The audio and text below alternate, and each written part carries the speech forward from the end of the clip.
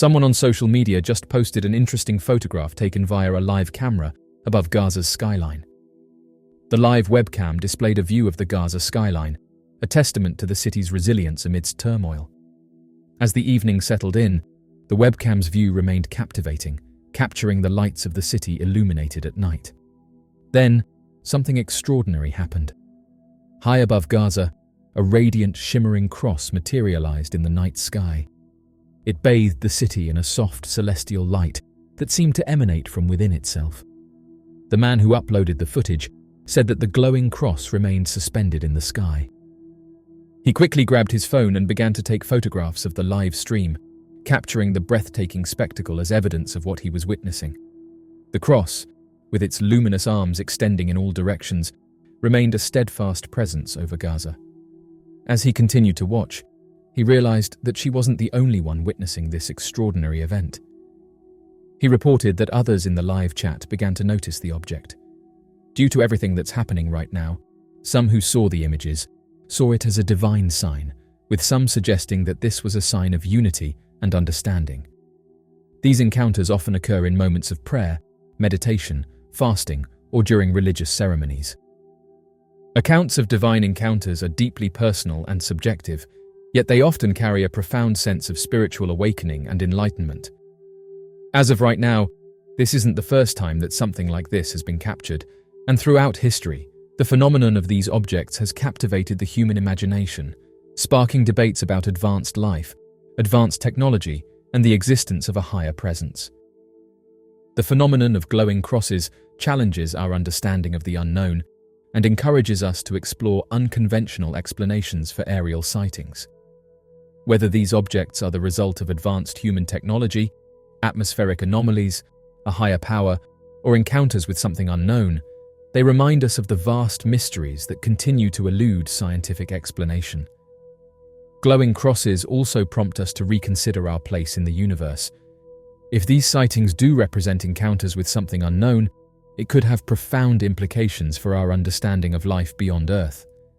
As of right now, whether these sightings are the result of human ingenuity, atmospheric phenomena, or encounters with beings from other worlds, they remind us of the boundless mysteries that surround us.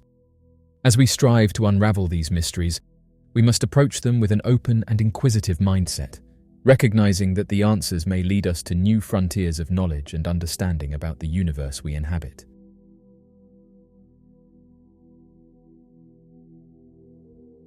According to the Pew Research Center's study conducted in 2010, approximately 84% of the global population identified with a religious group.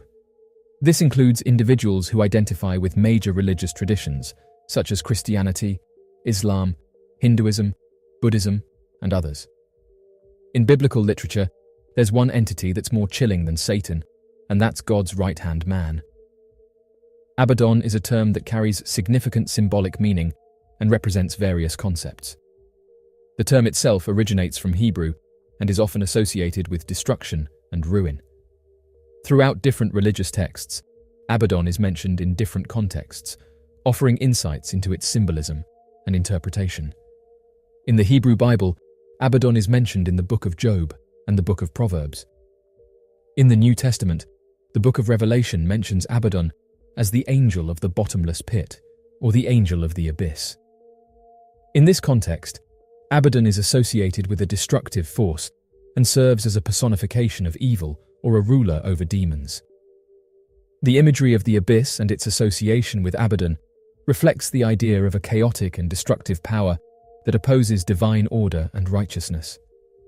Among the intimidating figures presented in the biblical book of Revelation, Abaddon is regarded as one of the most ominous. This malevolent entity aptly embodies its name, denoting ruin and devastation. In the culmination of history, it emerges as one of Satan's commanding officers, a fallen angel in charge of the abyss. Together with its subjects, an army of supernatural beings capable of inflicting severe suffering on humanity, Abaddon initiates the fifth round of trumpet judgments illustrated in the apocalyptic vision of John the Apostle. Abaddon is mentioned 5 times in the Old Testament. According to some biblical scholars who are knowledgeable in the field, there are references in the New Testament that indirectly mention Abaddon's location without explicitly naming it. Unlike Sheol, where unrepentant people are said to go after passing on to the other side, Abaddon is believed to be a distinct realm where fallen angels are imprisoned until the time appointed by God for their judgment. Despite the fact that Abaddon and his followers cause unimaginable suffering to those who aren't saved during this time, the will of God prevails, and humanity will not be entirely eradicated. The function and authority of this fallen angel, as well as all other entities of hell, are determined and sanctioned by God himself, ultimately subject to his supreme will. The symbolic significance of Abaddon extends beyond its literal interpretation. It is often seen as a representation of the forces of evil, chaos, and destruction that can be present within the human experience. It serves as a reminder of the potential consequences of straying from a path of righteousness and succumbing to the temptations of darkness. Furthermore, Abaddon can be seen as a metaphor for inner struggles and challenges faced by individuals. It represents the internal battles between good and evil, order and chaos, and the constant need for self-reflection and self-discipline. The mention of Abaddon in religious texts encourages believers to remain steadfast in their faith and to resist the temptations and destructive forces that can lead them astray.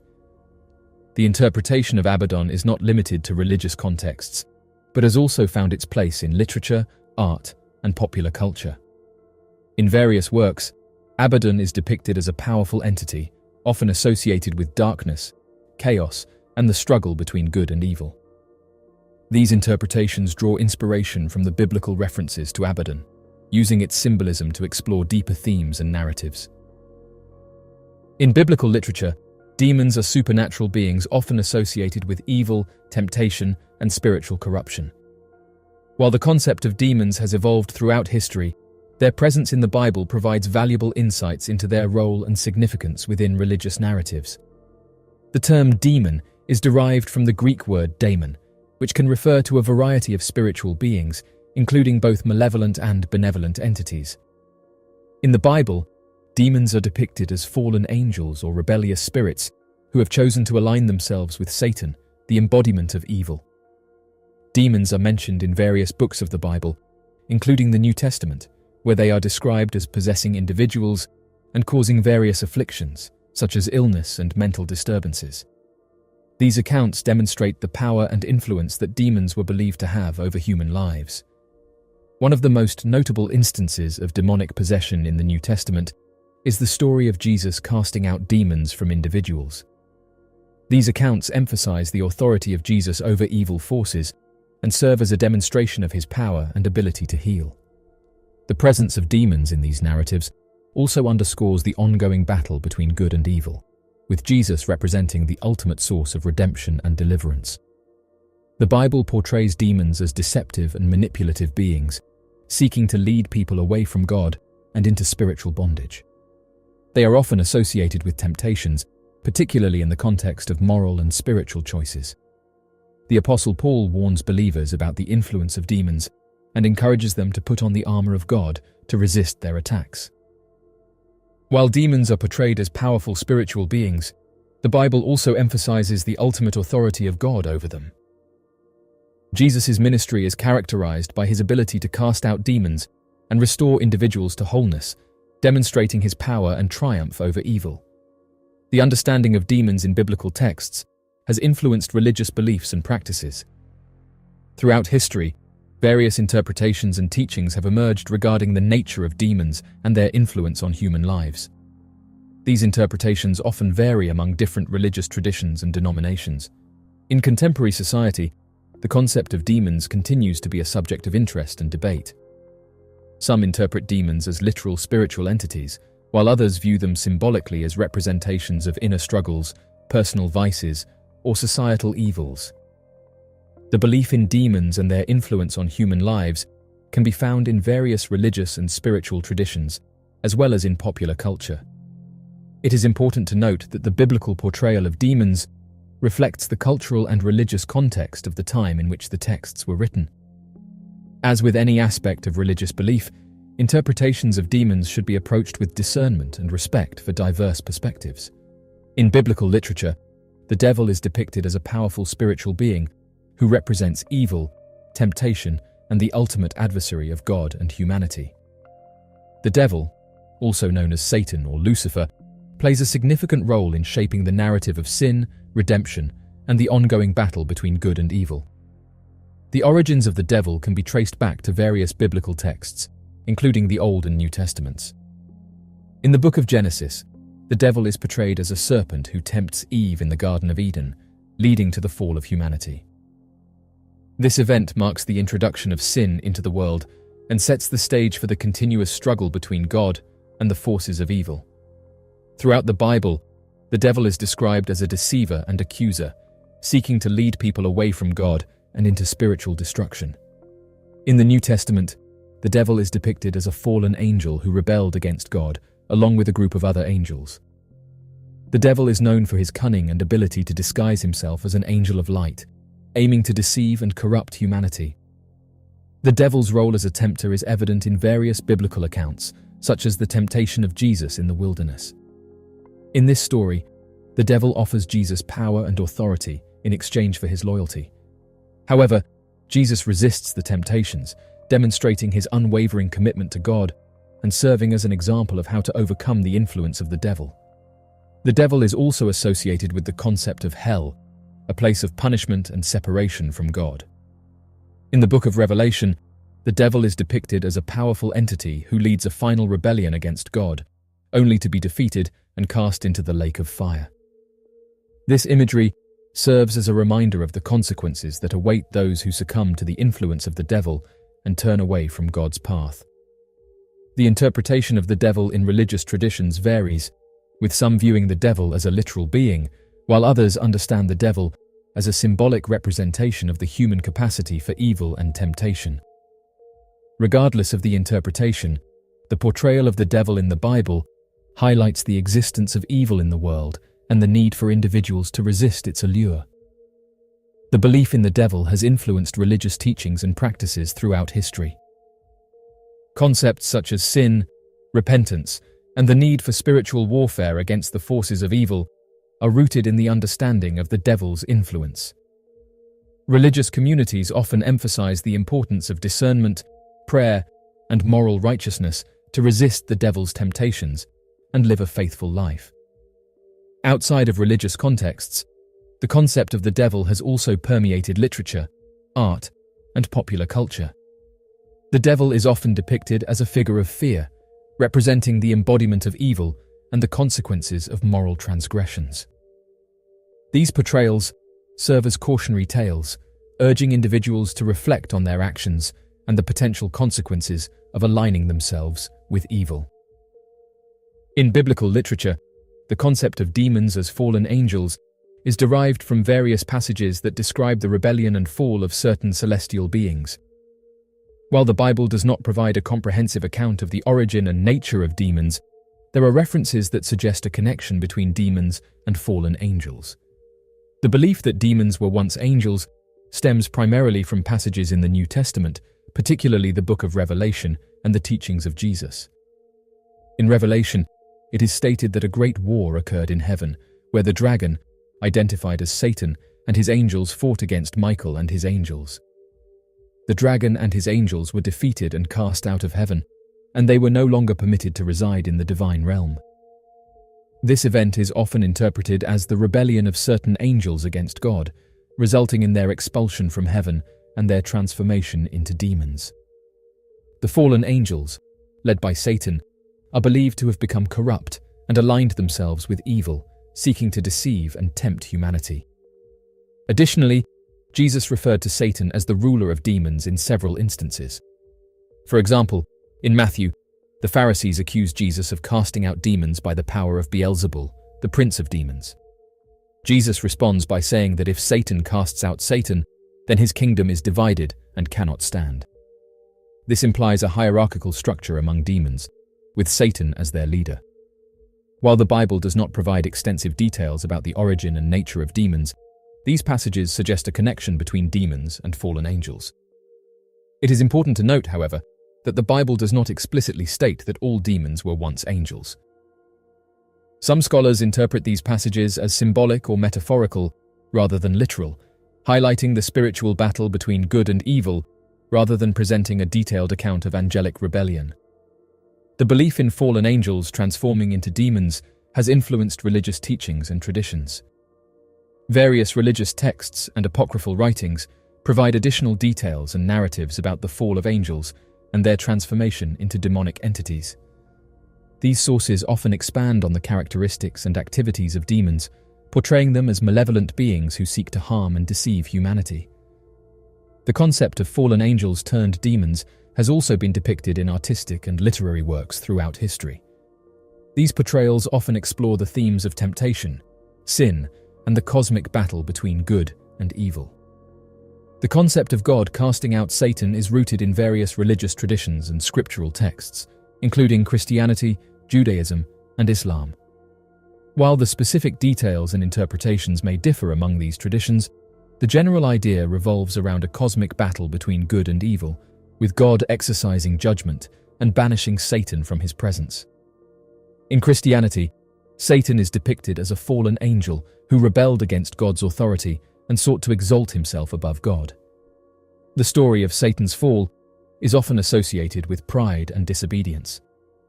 According to Christian belief, Satan's desire for power and autonomy led to his expulsion from heaven. One of the primary reasons given for God's casting out of Satan is the inherent contradiction between Satan's nature and God's nature. God is seen as all-knowing, all-powerful, and perfectly good, while Satan is depicted as deceitful, malevolent, and opposed to God's plan for creation. Mount Kilimanjaro, Africa's highest peak, and the world's tallest freestanding mountain, has long been a source of fascination for explorers, geologists, and historians alike. Its diverse ecosystems, unique geological features, and storied history have made it a prominent subject of scientific research and exploration. In recent years, a team of archaeologists and historians uncovered a remarkable biblical secret buried within the slopes of Mount Kilimanjaro, shedding new light on the region's history and its connections to ancient civilizations. In 2000, a team of archaeologists, led by renowned historians and experts in biblical archaeology, embarked on an expedition to Mount Kilimanjaro to study its geological features and potential historical sites. According to a thorough examination of 6 cores that were extracted from the quickly decreasing ice fields at the peak of Mount Kilimanjaro in Tanzania, it has been determined that these tropical glaciers began forming approximately 11,700 years ago. The tropical regions were affected by 3 major droughts thousands of years ago. Lonnie Thompson, a geology professor from Ohio State University, who led an expedition in the year 2000 to retrieve these cores, described Kilimanjaro's ice fields as stagnant and said that they are currently in a state of decline. Although the biblical story of Joseph is one that is well documented, not only in the Christian Bible, but also in the Torah and Quran, it has generally been treated as a highly dramatized story very loosely based on possible historical events that are intended to teach a lesson, rather than act as a definitive record of what occurred. The story begins with Joseph, the 11th of 12 sons, who was highly favored by his father Jacob, much to the irritation of the 11 other brothers. He was gifted a token of this favoritism in the form of a lavishly colored coat that sparked the jealousy of his other brothers. The Bible says that the coat was colored with red and purple dyes, which were the most prestigious and valuable colors in the ancient world due to their extreme cost and difficulty in procurement. Faced with such a blatant display of partiality and frightened of the meaning behind strange dreams that he kept having, Joseph's brothers sold him to an Egyptian merchant and returned the coat to Jacob, smeared with goat's blood and claiming that Joseph had passed away. Once in Egypt, Joseph was imprisoned, but his continuing prophetic dreams and skills in interpretation allowed him to gain the attention of the Pharaoh, who was troubled with disturbing dreams. Joseph said that the Pharaoh's dreams indicated that there were to be 7 years of plenty in Egypt, followed by 7 years of famine, and he was given the task of advising the Pharaoh in preparations for the years of famine. During this time, Joseph rose through the ranks of the Egyptian court and quickly became one of the most prominent members of the government, as he oversaw grain storage and preparations to see Egypt through the impending 7 years of famine. There has never been a record of any high-ranking Egyptian during this period who was called Joseph, and because it was highly unlikely that a foreign servant-turned-prisoner could reach the ranks of top advisor to the pharaoh, it was always thought that this story was more of a richly embellished parable than a factual tale recounting actual events. However, a recent discovery in Mount Kilimanjaro in Tanzania has lent some credence to Joseph's story. Mount Kilimanjaro is the source of the Nile River's water, and the Nile River was, and still is, the lifeblood of Egypt. Without it full and flowing, crops and livestock would weaken and would stop growing, and famine would spread across the land, just as Joseph predicted in his interpretations of the pharaoh's dreams. And studies of Kilimanjaro ice cores have found that there was a massive drought that took place about 3,600 years ago, around the same time that Joseph would have been advising the king. Additionally, a canal that was built to keep the Nile River branches open and flowing and allow the tributaries around it to remain fertile did such an excellent job that it is still in use today and functions successfully. Nobody knows who built the canal, but its Arabic name has been passed down from ancient times by the people who live nearby and translates to the waterway of Joseph, leading many to believe that it was built by Joseph in an effort to reduce the impact of the famine. While we may never know which parts of the story are true and which are myths, it certainly seems that these historical discoveries lend credence to the biblical events. The discovery also has significant implications for the study of biblical archaeology, as it provides tangible evidence of the widespread influence of the ancient Israelite civilization and its interactions with other cultures. It underscores the importance of continued research and exploration in order to uncover new insights into the history of the Israelites and their connections to other ancient civilizations. The unearthing of a biblical secret on Mount Kilimanjaro represents a remarkable achievement in the field of archaeology and serves as a testament to the power of interdisciplinary research and exploration. The discovery on the slopes of Africa's highest peak challenges our understanding of the region's history and the connections between ancient civilizations. As scientists continue to delve into the secrets of the past, new discoveries, such as this one, have the potential to reshape our understanding of human history. Leonard Woolley and the Flood, Mesopotamian archaeological evidence.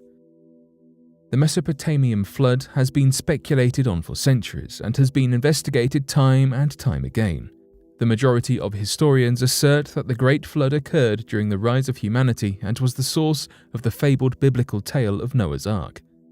During excavations in 1928 to 1929, archaeologists at the historical sites of Ur and Kish unearthed flood deposits which they connected with the flood as according to ancient Hebrew scriptures. Sir Charles Leonard Woolley, a famous British archaeologist, arrived at the scene to investigate further, and it did not take him long to reach his conclusion. It was, in his eyes, proof of the flood. In an excerpt from his 1954 book, he states, "By the time I had written up my notes, I was quite convinced of what it all meant, but I wanted to see whether others would come to the same conclusion. So I brought up 2 of my staff and, after pointing out the facts, asked for their explanation. They did not know what to say. My wife came along and looked and was asked the same question, and she turned away, remarking casually, 'Well, of course, it's the flood.'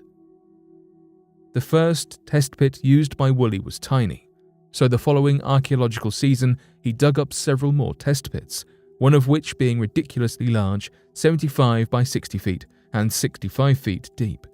In this pit he found a deposit of clean, water-laid soil up to 11 feet thick. Notably, this evidence of the flood was lacking in several other pits in the area, but Woolley wholeheartedly believed that he had found proof of the biblical flood. After only a few years, another discovery was made at a third Mesopotamian site, Shurupak, where they found a flood stratum. According to myth, Ziusudra, the Sumerian Noah, lived in Shurupak.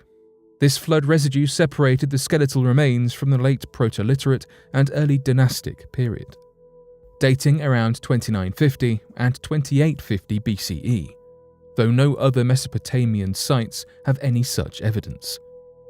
Despite an attempt made by the creationists to decide an exact timeline for biblical events, the Bible lacks any specific dates for the flood that occurred in Genesis, or any other mentioned happening. Stories of the Mesopotamian flood are useful since one is able to draw similarities and contrast differences between the flood of Noah's Ark in Hebrew scriptures and the myth of the Mesopotamian floods and debate whether they were one and the same. Many scholars through the ages have believed wholeheartedly that the similarities between the two provide irrefutable proof of the biblical flood's existence. As such, the widely accepted view is that the original accounts that appear in Genesis arose in Mesopotamia. And this is further proven by the fact that Mesopotamian accounts of such great, terrible flood outdate the accounts made in the Bible. Furthermore, the Sumerian king list references a great flood. The king list is a very complicated document which has multiple editions. It's thought that it was created at some point in 2100 BCE. The king list is a report of every monarch and all the dynasties of ancient Mesopotamia, from the origin of kingship, which descended from heaven, up until the time it was made. However, the list is flawed.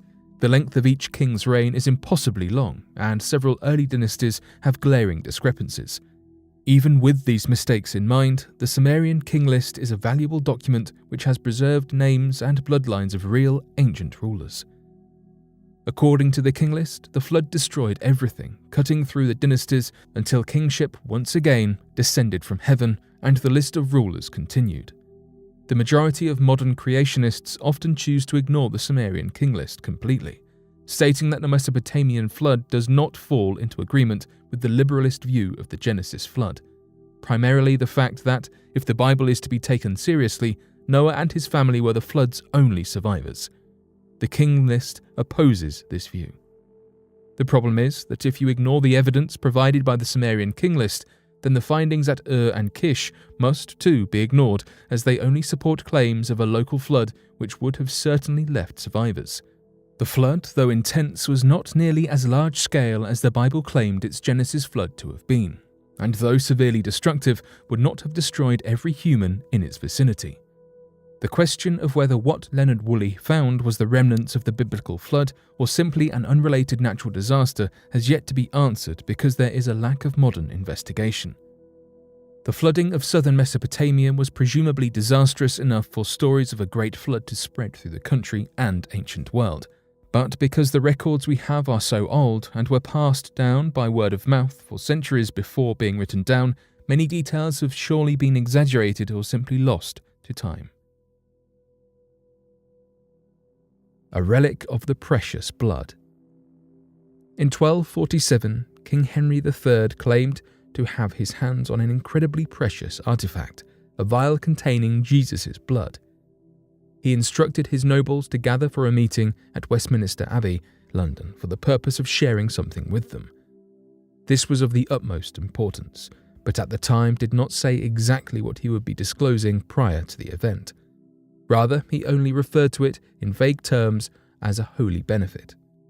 As the nobles eagerly and curiously gathered, King Henry finally disclosed the reasoning behind such a gathering. He relayed that he was in possession of what he claimed to be drops of Jesus' blood, which was securely enclosed within a vial.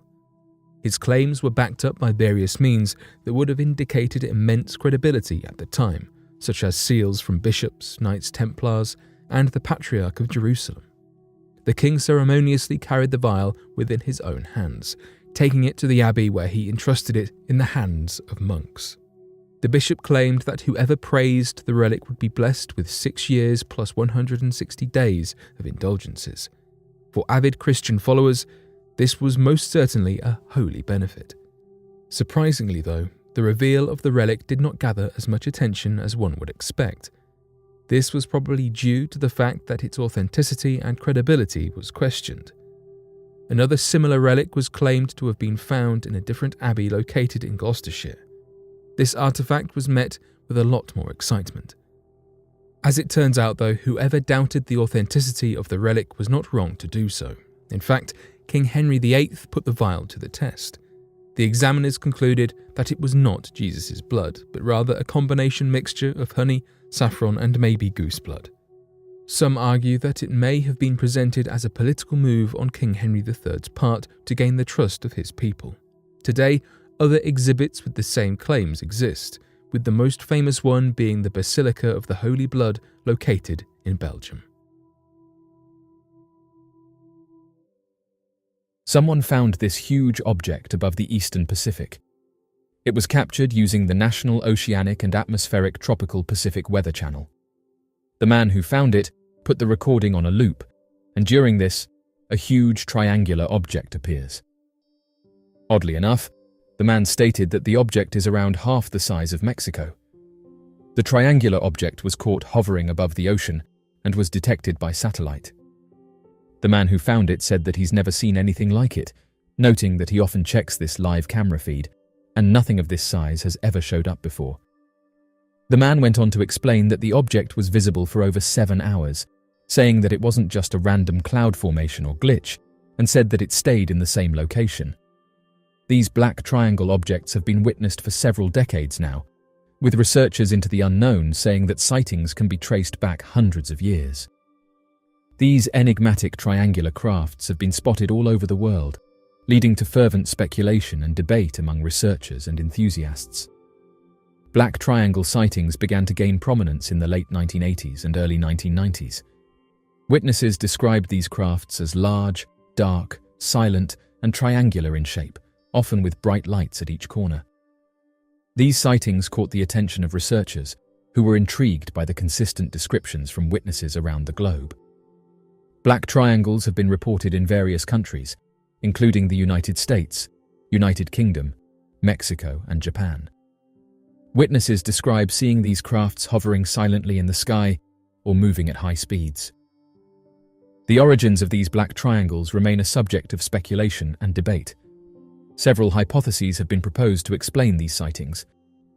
Skeptics argue that black triangles are classified military aircraft undergoing testing or surveillance operations. The secretive nature of military programs could explain the lack of public acknowledgement.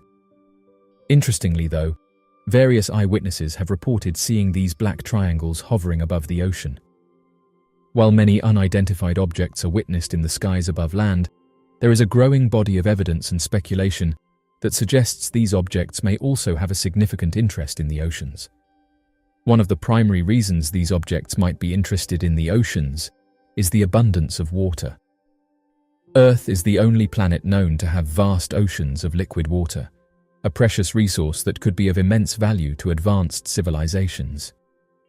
Water is essential for sustaining life as we know it, and it is possible that unidentified objects are searching for or monitoring Earth's oceans in their quest for habitable environments.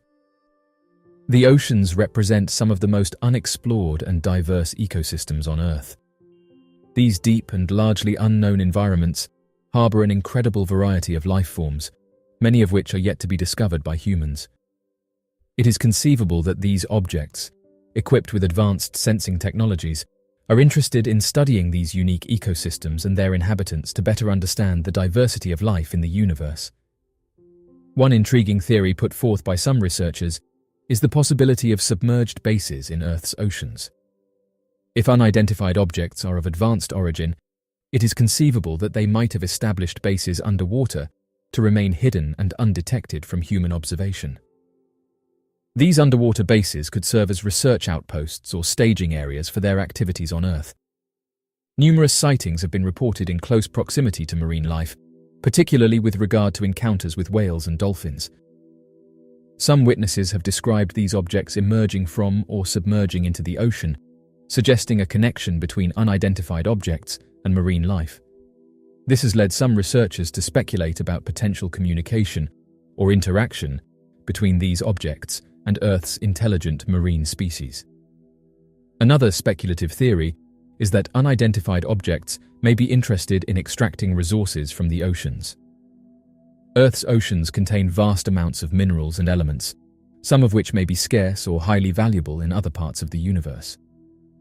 Advanced civilizations may view our oceans as a potential source of valuable resources, leading them to explore or exploit these underwater reserves. The oceans are also home to various forms of energy, including geothermal vents, which release hot, mineral-rich water from beneath the Earth's surface. Such energy sources could be of interest to advanced civilizations seeking sustainable and renewable energy solutions. These aircrafts might be monitoring or harnessing these energy reserves to power their craft or other technologies. The vastness and depth of the oceans offer a convenient environment for concealment and surveillance. These aircrafts could use the ocean as a hiding place or base of operations, especially given that human exploration and surveillance technologies are less developed underwater than in space or on land. The ocean's depths also provide an effective shield against human detection. As of right now, the Earth's oceans are a fascinating and mysterious aspect of the broader phenomenon. While there is no definitive evidence to confirm the reasons behind this apparent attraction, numerous scientific theories and speculative ideas offer plausible explanations. Whether these objects are drawn to Earth's oceans for resources, water, or the study of marine life, their presence and activities remain one of the greatest enigmas of our time. This isn't the first time that something like this has been detected, and former workers have come forward and detailed that these objects are occasionally witnessed. Back in 2008, a team of National Oceanic and Atmospheric Administration scientists embarked on a routine research expedition aboard their state-of-the-art research vessel. Their mission was to study marine life and oceanic currents in the vast expanse of the Atlantic Ocean. However, one of the workers said that this voyage would lead them to an encounter that would defy their understanding of the world. As the vessel sailed through the tranquil waters, the scientists immersed themselves in their work, meticulously collecting data and observing marine creatures. Dr. Walker, the lead marine biologist, had always been fascinated by the mysteries of the deep sea. As night fell, the team continued their observations under the shimmering moonlight. Suddenly, an unusual blip appeared on the ship's radar, catching the attention of Dr. Walker and the crew. They were puzzled by the mysterious signal, as there were no other vessels reported in the vicinity. With a sense of anticipation, the crew followed the radar signal, leading them to an area where the ocean currents seemed to converge. As they approached, an eerie silence enveloped the ship, broken only by the gentle lapping of the waves against the hull. Then, out of the darkness, a breathtaking sight unfolded before them. A massive, triangle-shaped object hovered above the water, emitting a soft, ethereal glow. The mysterious craft seemed to defy the laws of physics, maintaining a steady position in the air without any visible means of propulsion. Amidst the astonishment, Dr. Walker quickly grabbed her camera and began capturing images of the otherworldly spectacle. The crew members, equally mesmerized, exchanged bewildered glances as they tried to make sense of the inexplicable sighting. Captain Reynolds radioed to other National Oceanic and Atmospheric Administration vessels that were in the area, reporting their sighting with an air of incredulity. The situation was unprecedented, and the crew knew that their encounter would be met with skepticism back home. As the night wore on, the enigmatic triangle object remained suspended above the ocean, seemingly unbothered by the presence of the workers. Dr. Walker and her team observed the object's peculiar light patterns, noting how it occasionally emitted bright flashes before dimming again. Suddenly, the object started to move, gliding noiselessly across the sky. The crew watched in awe as it soared effortlessly above the water, leaving behind a faint trail of shimmering light. The object then made a quick getaway and was not seen for the rest of the mission. Oddly enough, the cameras were taken from the crew, and they were told not to speak of their encounter.